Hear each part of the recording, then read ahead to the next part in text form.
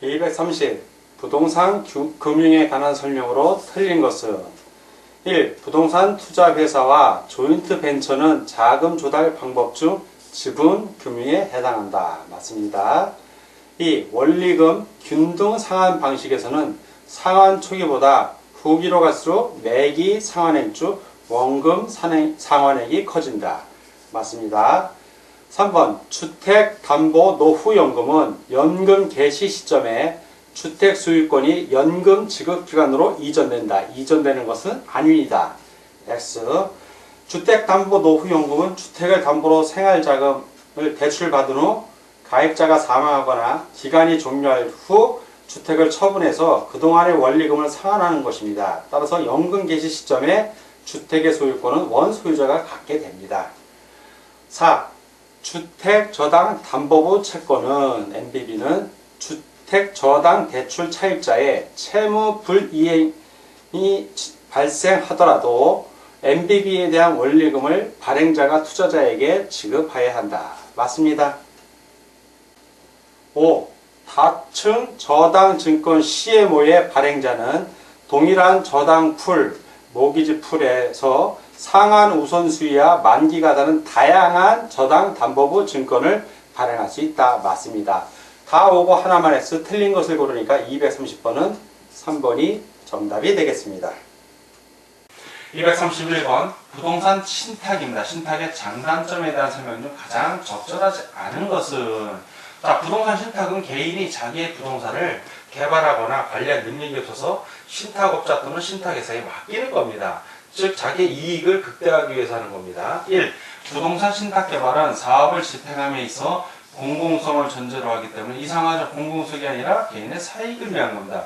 최유효 이용이나 이윤 극대화 같은 거. 사업 선정에 제한이 있다. 물론 제한이 있을 수 있다. 공적인 제한이 있을 수 있지만 일반적으로 제한은 없다고 봐야 됩니다. 틀렸죠?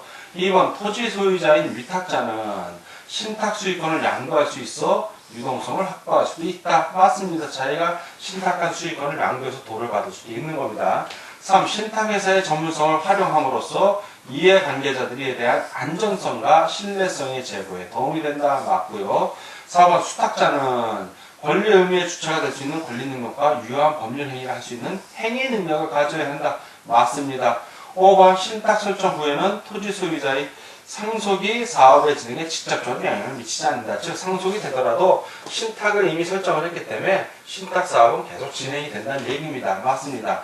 다 오고 하나만 해서 적절하지 않은 것이니까 답은 1번이 되겠습니다.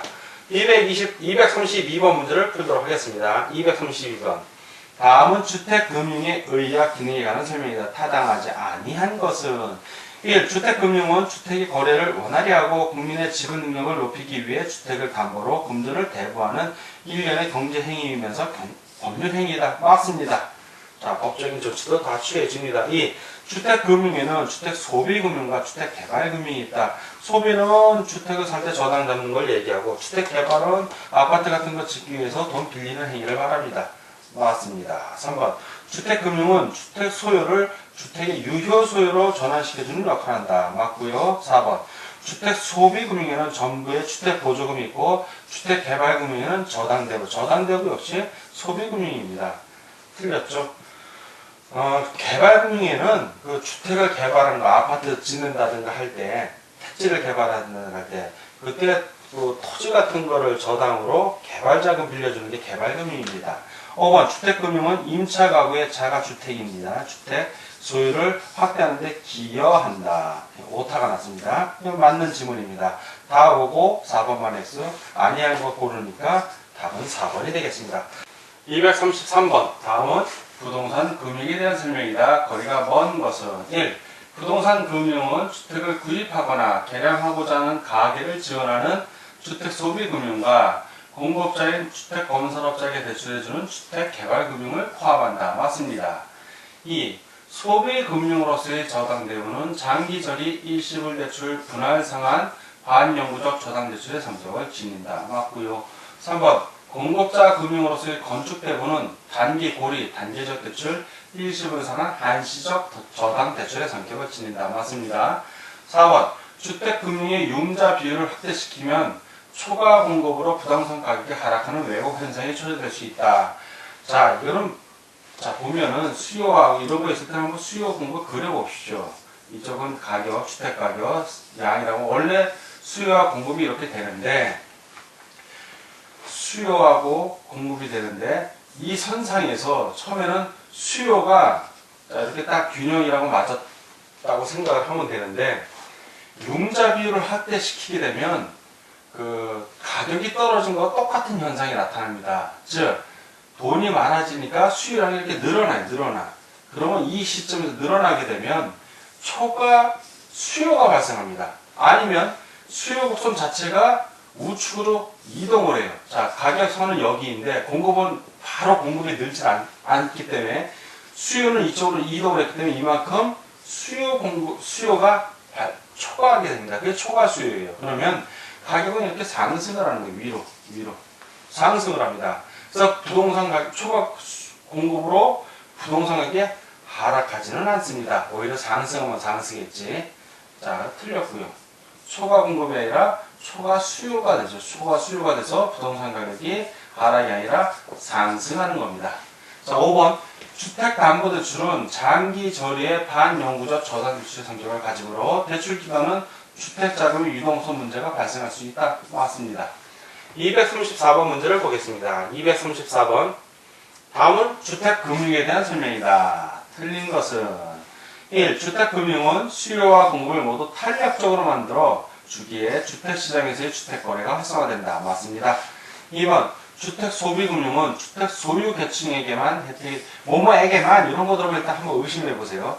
세입자 역시 주택소비금 저당대출을 받을 수 있으면 주택을 사면서 그 사는 집을 담보로 주택을 구입할 수 있습니다. 그러니까 소유 계층이 아니라 세입자에게도 혜택이 돌아갑니다.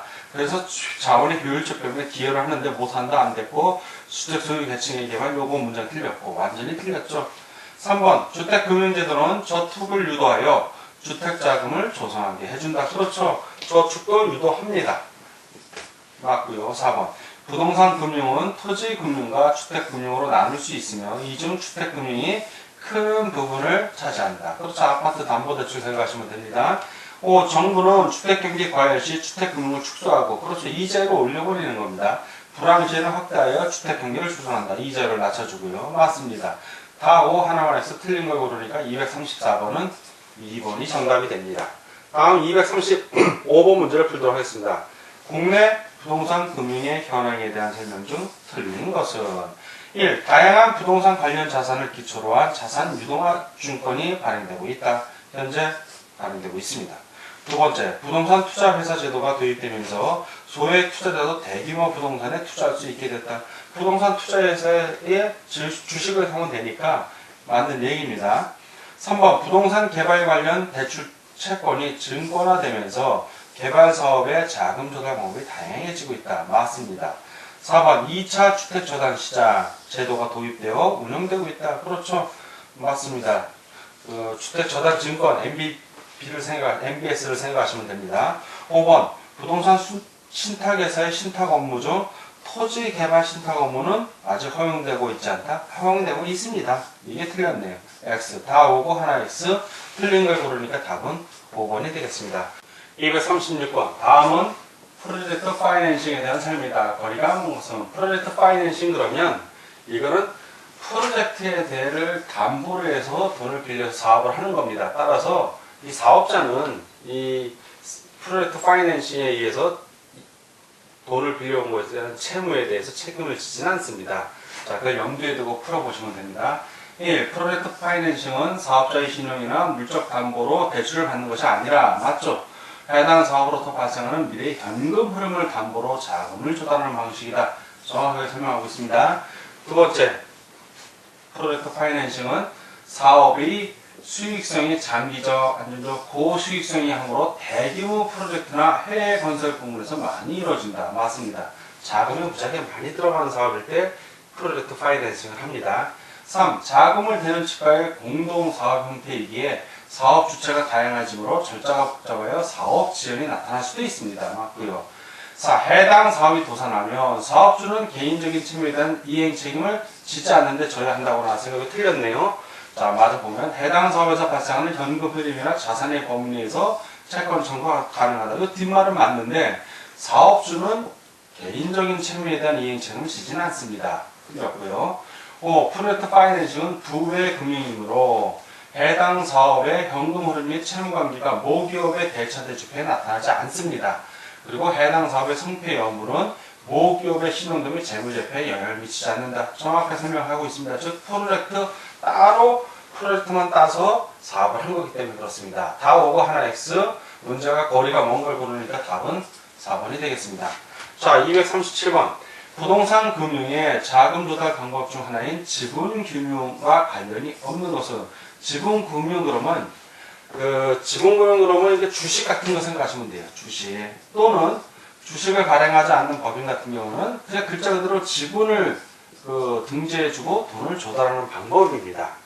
그 외에 이제 금융 두 가지, 하나는 또 하나는 부채 금융이라는 게 있어요.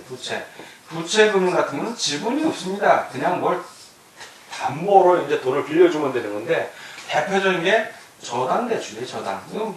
은행에서 개인에게 돈을 빌려줄 때 주택 아파트 담보 대출로 돈을 빌려주는 거 생각하시면 이해가 빠른 게, 그 경우에는 지분이 아니라 그냥 저당만 잡으면 돼요. 부채 금융입니다. 지분하고는 아무 상관이 없는 거예요. 자, 나중에 이 저당 대출 같은 경우 이자나 원리금을 안 갚게 되면 그냥 저당권 실행해서 경매 넘기면 되는 겁니다. 자, 그러니까 지분 금융 아닌 부채 금융을 고르시오 하는 거랑 똑같은 문제입니다. 1. 공모에 의한 증자. 그렇죠. 공모에서 증자하면 주식을 발행하거나 지분을 줘야 되는 겁니다. 지분 맞고. 부동산 신디케이트. 그렇죠. 투자자들이 모여서 돈을 마련해서 하는 거니까 각자 지분을 갖고 투자하는 겁니다. 주택저당 담보부 채권, 주택저당 채권, 그러면 요건 저당 대출이에요. 저당 대출. 그러니까 부채금융이죠. 지분하고 상관이 없습니다. X. 부동산 투자회사법에 의한 부동산 투자신탁. 자, 이 부동산 투자신탁 역시 지분을, 주식을 사는 거기 때문에 지분을 사는 거랑 마찬가지입니다. 맞고요. 간접투자 산업운용법에 의한 부동산 간접투자 펀드, 그러면 주식이라고 생각하시면 됩니다. 지분. 다 오고 하나 X, 관련이 없는 거니까 3번이 답이 되겠습니다. 다음은 238번 문제를 풀도록 하겠습니다. 238번. 다음은 부동산 저당 대출에 대한 설명이다. 거리가 먼 것은 1. 저당이란 부동산을 담보로 필요한 자금을 대고 빌려받는 것을 말한다. 맞고요. 이 부동산의 특성 중 부동성과 영속성에 의해 부동산 저당 대출이 성립한다. 그렇죠. 해당 부동산이 특정되어 있기 때문에 저당을 해줄 수 있는 것입니다. 3번.